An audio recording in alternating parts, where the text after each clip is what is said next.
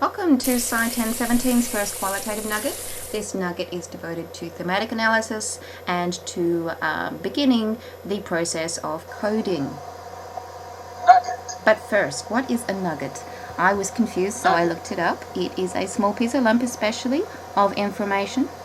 In Australia, it means something slightly different. It's a derogatory term, kind of endearing, as in, don't be such a nugget. As it turns out, though, a nugget has a technical sense as well. It is actually a learning object, so there is method to the madness in giving you guys nuggets instead of lectures. But the topic of today's lecture, or nugget, is thematic analysis. Thematic analysis is a foundational qualitative method in psychology. The paper we're recommending that you read has been cited by over 3,000 people, so please add to the list and read it too. But before we dip into the paper, we might want to ask what thematic analysis is. Basically, this is a method of describing patterns in your data, much as descriptive statistics are a method of finding patterns in your quantitative data. Okay, so there are some key advantages of thematic analysis. It's quite easy to learn. It's accessible to researchers with little or no experience of qualitative research.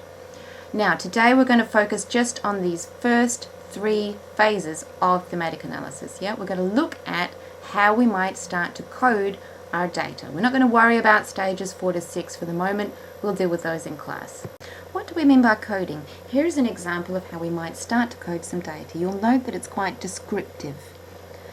Eventually, we'll move on to more conceptual coding, where you as a researcher will start to think about how your descriptions might all fit together. For example, if your participant says things like women can't drive, you might code this more conceptually as an example of sexism. Brown and Clark also provide a 15-point checklist of criteria for good thematic analysis, which it's very important to read, especially as you will be doing your own thematic analysis as part of this module. However, before we get into that in any more detail, I'd like to give you a little demo of coding. Okay, here's some data. This has been provided by Professor Brennan Goff, and I will show you the paper which came out of this analysis once we get through our coding of the data. So, our very first step in coding the data is very much descriptive. We just simply summarize what the participant is saying. This is an interview with a clinically obese man about how he feels about his health. So firstly, we might code BMI as perfect weight.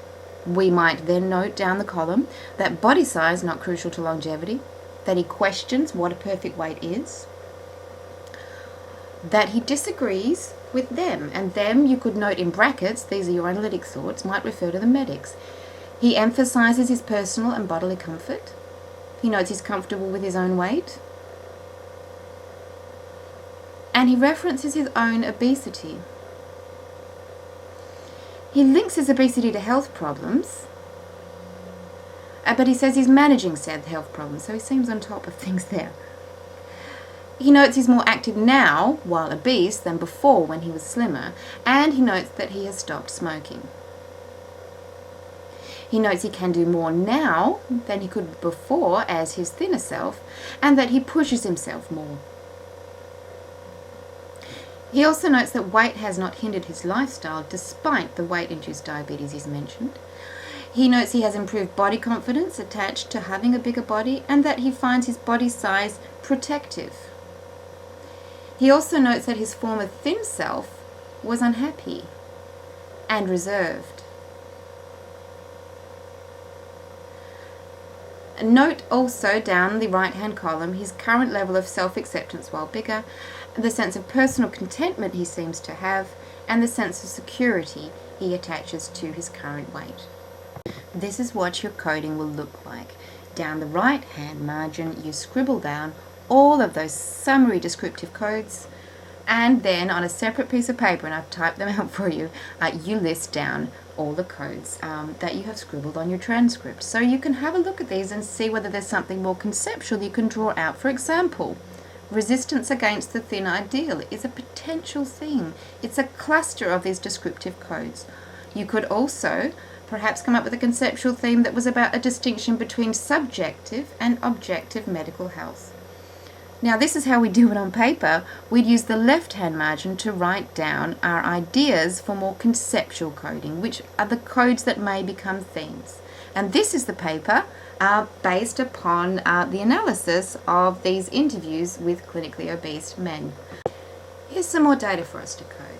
This is from another project on men's health and masculinity, from a series of interviews with men about how they define their health, their relationship with doctors, and so on and so forth. Have a quick read through the transcript now, and as you're doing so, think about how you might start to code it.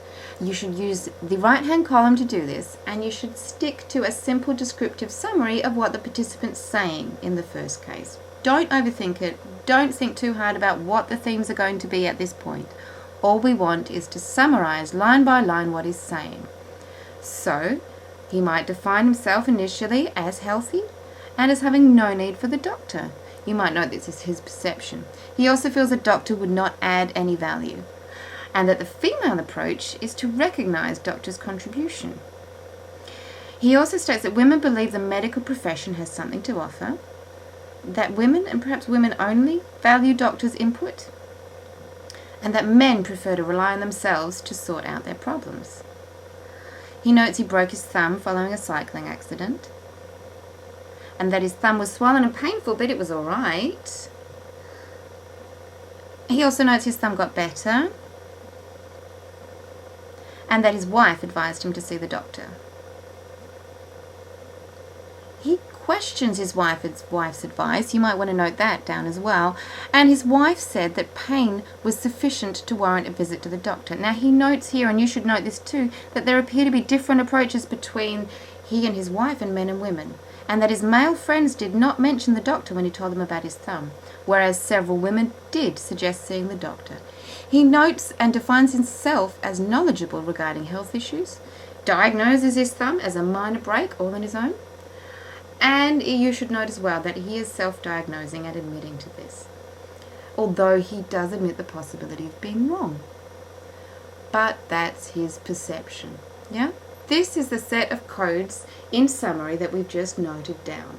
Remember, we would be noting these down on the right-hand side of our transcript if we were doing this on our own. We would then think about these codes and see whether there's any way that these hang together in a more conceptual fashion. Are there gender differences in the ways that men and women define health? Does masculinity inhibit help seeking? Do our codes so far coalesce to suggest that we might look at some more data that might support this analysis?